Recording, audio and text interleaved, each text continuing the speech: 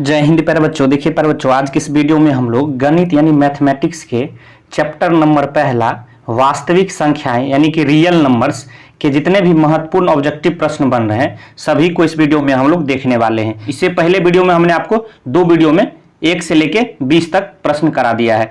एक बात और जान लीजिए, ये जितने भी ऑब्जेक्टिव प्रश्न है बच्चों, एक टारगेट का ऑब्जेक्टिव बुक आता है आशीष पब्लिकेशन का, उसी का है।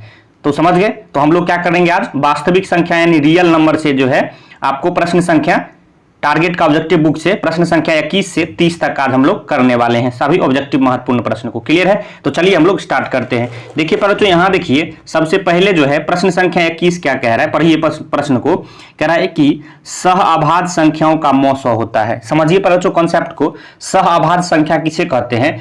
तो सहअभाज्य संख्या वह संख्या होता है जिसका जो है एचसीएफ यानी मौसौ 1 होता है। सहअभाज्य संख्या क्या होता है? जिसका एचसीएफ 1 या 1 होता है यानी मौसौ 1 होता है। तो इसका तो डायरेक्ट आंसर आपको परिभाषा से ही मिल गया। तो सहअभाज्य संख्याओं का मौसौ कितना होगा? मौसौ को ही हम लोग एचसीएफ बोलते हैं, तो 1 हो जाएगा। ऑप्शन बी यहाँ बिल्कुल सही है। समझ गए। अब प्रश्न आगे हम लोग चल रहे हैं, प्रश्न 22 की ओर। कह रहा है यदि दो संख्याओं का गुणनफल 2166 है एवं उनका मौसौ 19 है तो उनका लॉसौ होगा। समझिए पर बच्चों इस कॉन्सेप्ट को। दो संख्याओं का गुणनफल क्या होता है? ये जो है प्रश्न संख्या 22 को हम लोग हल कर रहे हैं। दो संख्याओं का गुणनफल जो है उसके एलसीएम और एचसीएफ के गुणनफल के बराबर होता है। लिखिए कॉन्सेप्ट, दो संख्याओं का, नोट करते जाइए। दो संख्याओं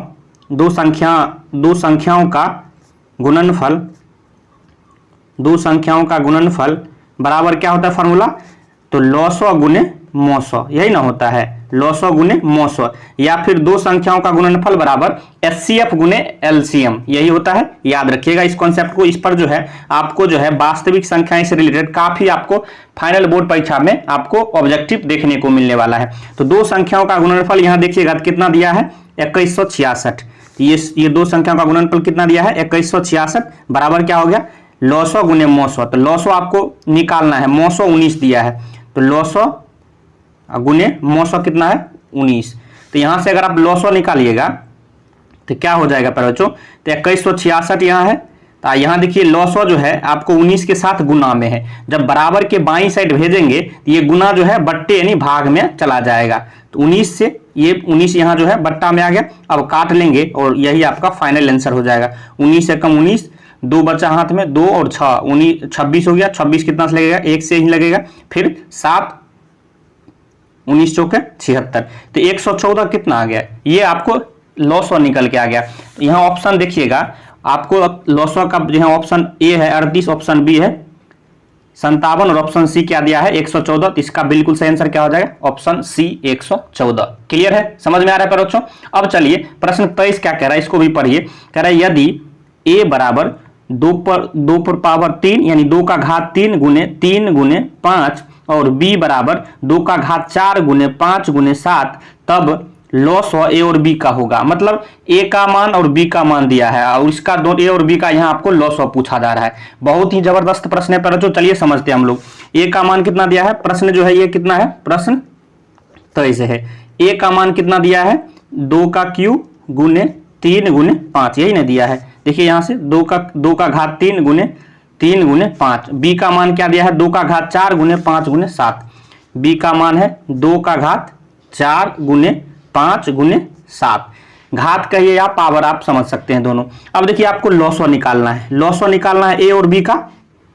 तो यहाँ पर बच्चों क्या है, हम लोग को जो है ए और बी का क्या निकालना है? तो लॉसौ निकालना है। तो लॉसौ किस तरह से निकालते हैं समझिए इस कॉन्सेप्ट को। बार बार आपको ये जो है काम आने वाला है। देखिए 2 का घात यहाँ 3 है। अब आपको नीचे बी में भी देखना है, 2 का घात यहाँ 4 है। तो किसको हम लोग लॉसौ जब निकालेंगे तो मैक्सिमम घात जिसका होगा ना उसको हम लोग लिखेंगे। तो 2 का घात यहाँ 3 है, अब 2 का घात यहाँ 4 है, तो एलसीएम के रूप में लॉसौ के रूप में क्या लिखेंगे? मैक्सिमम घात यानी अधिकतम घात वाला। मतलब 2 का घात 4 आपको लिख लेना है। मतलब इसका काम हो चुका है। क्लियर है?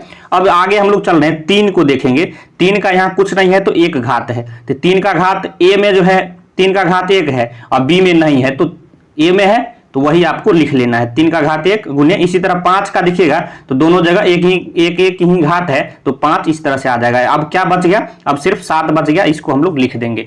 समझ गए कैसे करना है। जैसे यहाँ देखिए दोनों ए और ए में भी और बी में भी यहाँ 2 का घात अवेलेबल था तो अधिकतम वाला लेते। अब देखिए 3 ए में है और बी में नहीं है तो 3 हम आसानी से ले सकते हैं। 5 दोनों में है तो दोनों जगह घात 1 है, उसको भी लेंगे। अब बच क्या गया 7 को भी हम लोग लिख लेंगे। क्लियर है कैसे आपको लॉस निकाले, हम समझ गए। अब 2 का घात 4 मतलब क्या हो गया 16 गुने 3 गुने 5 गुने 7, सभी को गुना कर लेंगे। 7 5 35, 35 दिया 105, 105 को अगर 16 से गुना करिएगा तो 1680 हो जाएगा। कितना हो जाएगा 1680। आप यहाँ ऑप्शन में देखिएगा तो 1680 कहां दिया है, ऑप्शन डी दिया गया है, ये बिल्कुल सही हो जाता है। क्लियर है, समझ में आ गया। अब चलिए प्रश्न 24 की ओर हम लोग चल रहे हैं। क्या कह रहा है, प्रश्नों को जरा पढ़िए। कह रहा है यदि m एक धनात्मक पूर्णांक है, m क्या है, एक धनात्मक पूर्णांक है, तो कह रहा है धनात्मक विषम पूर्णांक का रूप होगा। 4 ऑप्शन दिए हैं, आपको विषम पूर्णांक यहाँ जो है खोजना है कौन है। देखिए यह प्रश्न जो है 21 में 22 में 2 बार आपके फाइनल बोर्ड परीक्षा में पूछा गया है, तो काफी ये प्रश्न महत्वपूर्ण हो जाता है बच्चों। चलिए समझते हैं और इस प्रश्नों को जो हम हल करना सीखते हैं।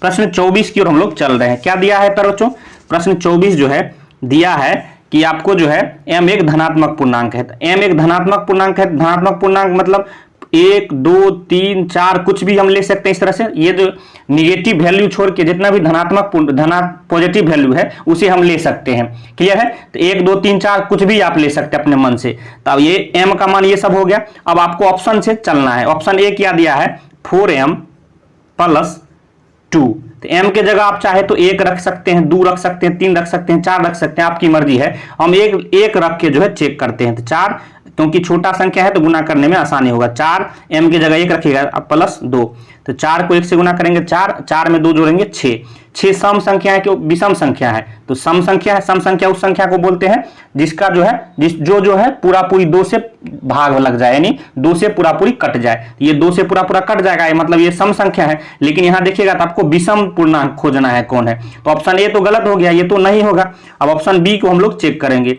ऑप्शन बी है 4m + 4, समझ रहे हैं बच्चों। अब देखिए m की जगह क्या रखेंगे, हम 1 ही रखेंगे, +4, 4 को 1 से गुना करेंगे 4 में 4 जोड़ेंगे 8। ये भी तो देखिए 2 से पूरा पूरा भाग लग जा रहा है, मतलब 2 से पूरा पूरा कट जा रहा है, मतलब ये क्या है सम संख्या, आपको विषम खोजना है। अब ऑप्शन सी को हम लोग चेक करेंगे। क्या दिया है 4m + 1, m के जगह क्या रखेंगे 1 + 1, 4 को 1 से गुना करेंगे 4 1 5, ये देखिए 2 से पूरा पूरी ये नहीं कटेगा, इसका मतलब ये क्या है, ये विषम पूर्णांक है। तो यही जो है आपका जो है फाइनल आंसर हो जाएगा, ऑप्शन सी आपको लगा देना है। समझ में आ गया, प्रश्न समझ गए। वीडियो पसंद आ रहा है लाइक जरूर करिए, अपने दोस्तों में भी शेयर करिए, मजा आने वाला आपको पर बच्चों। अब जो है हम लोग प्रश्न संख्या 25 की ओर चलते हैं। देखिए पढ़ते जाइए, प्रश्न 25 क्या कह रहा है पर बच्चों, यहां देखिएगा। कह रहा है निम्नलिखित में कौन सी अभाज्य संख्या है। पर बच्चों कौन सी अभाज्य संख्या है, समझिए पहले अभाज्य संख्या किसे कहते हैं इसको समझ लीजिए। तो वैसी संख्याएं जो एक और स्वयं के अलावा अन्य किसी से भी पूरी तरह विभाजित नहीं होता है, उस संख्या को क्या बोलते हैं हम लोग, अभाज्य संख्या। परिभाषा समझ गए, वैसी संख्या जो एक और स्वयं के अलावा किसी भी अन्य संख्या से पूरी तरह जो है विभाजित नहीं होता है, मतलब पूरी तरह नहीं कटता है, उसे हम लोग क्या कहते हैं, अभाज्य संख्या कहते हैं। ऑप्शन ए देखिएगा तो ये 27 है। 27 देखिए 1 से भी कटता है, 3 से भी कटता है, 9 से भी कटता है, 27 से भी कटता है, तो ये जो है अभाज्य संख्या नहीं हुआ। हमने क्या बताया है, 1 से और केवल जो संख्या है वह स्वयं खुद से। क्लियर है, तो इस तरह ऑप्शन बी देखिएगा तो ये 1 से कटता है, 5 से कटता है, 7 से कटता है, 35 से कटता है, तो इसका 4 गो से कटता है, तो ये भी नहीं होगा। ऑप्शन सी देखिएगा 13 है।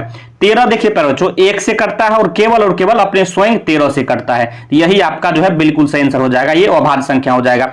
हमने क्या बताया है, 1 और स्वयं से कटना चाहिए। क्लियर है, अब आगे हम लोग चेक करेंगे ही नहीं, आपको ऑप्शन सी ही आपको मिल गया, यही आपका सही आंसर हो जाएगा। अब देखिए प्रश्न 26 कह रहा है निम्नलिखित में कौन सा अपरिमेय संख्या है। समझिए इस कॉन्सेप्ट को पर बच्चों, कौन अपरिमेय संख्या है। देखिए रूट वाला जब रहे, देखिए ऑप्शन ए है √17, ऑप्शन बी है √100, ऑप्शन सी है √4, ऑप्शन डी दे है √8। अब देखिए यहाँ ऑप्शन ए देखिएगा तो √17 है। इसका मतलब क्या हो गया, जब रूट से इसका मान निकालेंगे तो पूर्णांक वैल्यू आना चाहिए पर बच्चों। क्या आना चाहिए, पूर्णांक, मतलब दशमलव उसलव में नहीं आना चाहिए। पूर्णांक जब मान आएगा, जब रूट से निकलने के बाद, वह क्या होता है, परिमेय संख्या होता है। और जब जिसका पूर्णांक मान नहीं आए तो समझिए वो क्या है, अपरिमेय संख्या है। तो √17 का जो है आपको पूर्णांक मान नहीं आएगा, मतलब सीधा सीधी इसका मान जो है दशमलव में आएगा, तो इसलिए ये जो क्या हो जाएगा, अपरिमेय संख्या, यानी ऑप्शन ए ही यहाँ बिल्कुल सही हो जाएगा। यही आपको लगा देना। अगर चेक करना चाहते हैं तो एक और चेक करके आप कॉन्सेप्ट समझ लीजिए। देखिए √100 है, √100 को मतलब यहाँ 100 का वर्गमूल कितना है, देखिए 10 आ गया। तो √100 का मान कितना होता है, तो 10। देखिए ये पूर्णांक वैल्यू है, क्योंकि दशमलव में नहीं है, इसे p/q के रूप में हम लिख सकते हैं, बट्टा एक कर देंगे, ये p हो गया, ये q हो गया, तो ये क्या हो गया, ये परिमेय संख्या हो गया। समझ गए कॉन्सेप्ट को। अब चलिए हम लोग चलते आगे। इसका 26 का कौन सही हो जाएगा, ऑप्शन ए ही आपको बिल्कुल सही हो जाएगा। प्रश्न 27 को पढ़िए, क्या कह रहा है कि 144 के अभाज्य गुणनखंड में 2 का घातांक है। समझिए क्वेश्चन को, 144 जो है इसकी संख्या में आपको पूछा जा रहा है कि अभाज्य गुणनखंड में 2 का घातांक क्या है। तो समझिए पर बच्चों 144 का हम लोग क्या करेंगे, अभाज्य गुणनखंड करेंगे, सिर्फ 2 से लगाएंगे। आपको किससे पूछा जा रहा है, पूरा नहीं करना है पर बच्चों। आप ऑब्जेक्टिव प्रश्न बना रहे हैं तो आपको जल्दी जल्दी आपको सॉल्यूशन करना है। तो 2 का घातांक पूछा जा रहा है तो सिर्फ 2 से इसमें लगाएंगे, आपका वही आंसर हो जाएगा, पूरा आपको नहीं करना है। तो ये देखिए 72, ये 2 से लगाएंगे तो 36, फिर 2 से लगाएंगे ये 18, फिर 2 से लगाएंगे ये 9। अब आपको देखिए 2 से ये 9 नहीं लग रहा है, अब रुक जाना है। तो 2 कितनी बार है, 1 2 3 4, 2 पर 2 का घात 4, यही आपको पूछा जा रहा था कि 2 का घातांक कितना है। तो 2 का घातांक कितना है पर जो 4 जो है 2 का घातांक है, यही आपको बिल्कुल सही आंसर हो जाएगा। ऑप्शन में देखिएगा तो 2 का घातांक यहाँ 4 जो है ऑप्शन सी दिया गया है, बिल्कुल आपको लगा देना है। क्लियर है, समझ गए। अब आगे हम लोग चल रहे हैं प्रश्न 28 की ओर। फिर से वही आ गया, निम्नलिखित में कौन सा परिमेय संख्या है। तो समझिए पर जो हमने क्या बताया है, रूट से बाहर इसका मान जब निकालेंगे तो वो जो है पूर्णांक वैल्यू आना चाहिए। क्लियर है, पूर्णांक कहने का मतलब जैसे पूर्णांक वैल्यू क्या होता है, 1 2 3 4 इस तरह से आना चाहिए। अब पूरा देखिए दशमलव उसमें में नहीं आना चाहिए, 1.23 इस तरह, ये पूर्णांक वैल्यू नहीं है, ये सभी पूर्णांक वैल्यू है। समझ गए पूर्णांक वैल्यू। अब देखिए यहाँ जो है ऑप्शन ए को चेक करेंगे, प्रश्न 28 को जो है ऑप्शन ए क्या दिया है, √1/144। क्या है, √1/144। देखिए बच्चों ये कॉन्सेप्ट होता है, जब रूट के अंदर बट्टा में हो तो आप उसे अलग अलग भी रूट से कर सकते हैं। तो √1/144 इस तरह से भी इसको आप लिख सकते हैं। क्लियर है, ये कॉन्सेप्ट होता है, अलग अलग रूट में कर लिए। अब देखिए √1 का मान क्या होता है, 1 होता है। इसी तरह √144 मतलब √144 है तो 144 का वर्गमूल कितना होता है, 12 होता है। देखिए इसका मान जो है डायरेक्ट पूर्णांक निकला है, इसका भी पूर्णांक निकला है। अब ये p हो जाएगा, ये q हो गया, p/q के रूप में लिख दिया तो ये क्या हो गया, परिमेय संख्या हो गया। तो आपको क्या पूछा जा रहा था बच्चों प्रश्न 28 में कि निम्नलिखित में कौन सा परिमेय संख्या है। तो ऑप्शन ए में ही आपको मिल गया परिमेय संख्या, आपको यही लगा देना है, आगे आपको चेक नहीं करना है। समझ रहे हैं बच्चों, वीडियो पसंद आ रहा, बिल्कुल आ रहा होगा। अब चलिए हम लोग जो है प्रश्न 29 की ओर चलते हैं। प्रश्न 29 क्या कह रहा है कि निम्नलिखित में कौन सा अभाज्य संख्या है। अभी हमने बताया पर बच्चों अभाज्य संख्या किसे कहते हैं, तो वैसी संख्या जो एक और स्वयं के अलावा किसी भी अन्य संख्या से नहीं कटना चाहिए, नहीं विभाजित होना चाहिए। क्लियर है।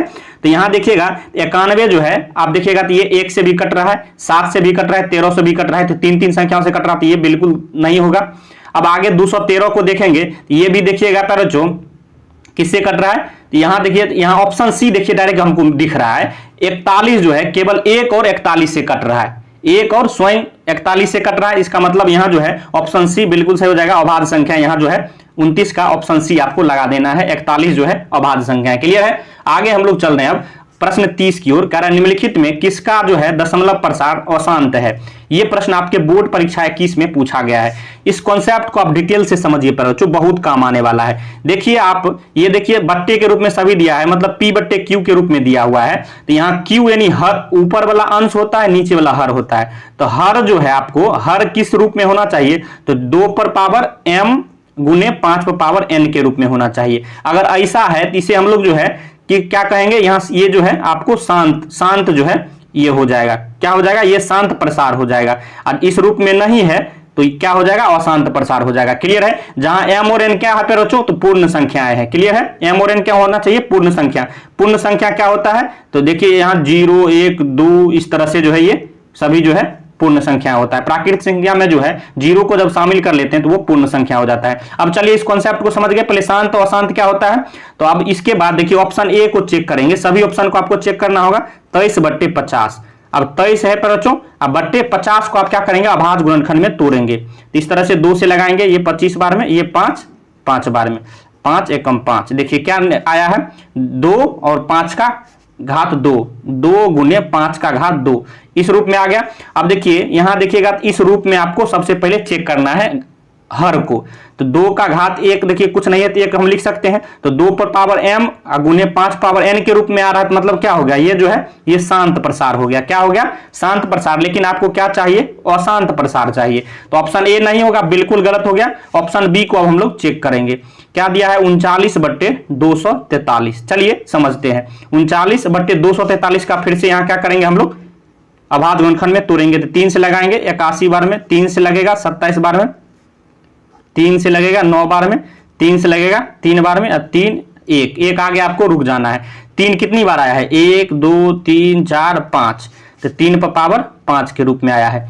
क्या हमने बताया कॉन्सेप्ट प्यारे बच्चों, आपको जो है देखना है कि हर के रूप में अगर 2 पर पावर n गुने 5 पावर n के रूप में आता है तो वो शांत प्रसार हो गया। उसके अलावा अगर कोई दूसरा आता है तो अशांत हो जाएगा। तो यहां देखिएगा, यहां 2 पर पावर m और गुने 5 पावर n के रूप में आ रहा है, बिल्कुल नहीं आ रहा है। ये क्या हो जाएगा प्यारे बच्चों, ये जो है आपको अशांत हो जाएगा। यही आपको खोजना था। ऑप्शन बी यहां बिल्कुल, ऑप्शन बी यहां बिल्कुल सही हो जाएगा। यहां 2 पर पावर n गुने 5 पावर n के रूप में नहीं आया, इसका मतलब जो है ये क्या है, अशांत प्रसार है। क्लियर है। तो यहां ऑप्शन बी देखिएगा तो बिल्कुल इसका सही आंसर हो गया। तो आगे अब हम लोग जो है चेक नहीं करेंगे। तो इस तरह से हमने जो है इस वीडियो में टारगेट का जो ऑब्जेक्टिव बुक आता है, इसके चैप्टर नंबर पहले वास्तविक संख्या से रिलेटेड आपको 10 प्रश्न ऐसे ऑब्जेक्टिव प्रश्न कराए हैं जो कि आपके परीक्षाओं में बार बार पूछे जाते हैं। प्रश्न 21 से लेके 30 तक हमने करा दिया है। वीडियो आपको कैसा लगा कमेंट बॉक्स में जरूर बताना है। वीडियो आपको पसंद आया हो तो लाइक करिएगा, चैनल पर नए हैं सब्सक्राइब कर लीजिए, क्योंकि इस तरह का महत्वपूर्ण वीडियो आपको हमेशा मिलता रहेगा। वीडियो देखने के लिए धन्यवाद। मिलते हैं नेक्स्ट वीडियो में, तब तक के लिए जय हिंद, जय भारत।